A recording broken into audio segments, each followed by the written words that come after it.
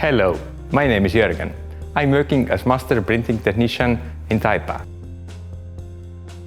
Teeme eesti keeles. Kui meil siin parasjagu midagi trükkida ei ole, siis ma toimetan Pimikus. Näe, carbon print.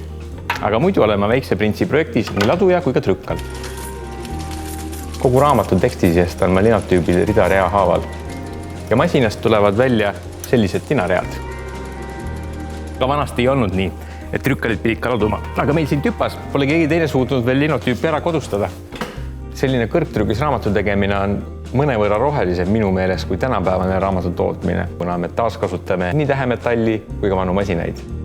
Samal ajal tänapäeva kontekstis teeme midagi ju täiesti teistsugust.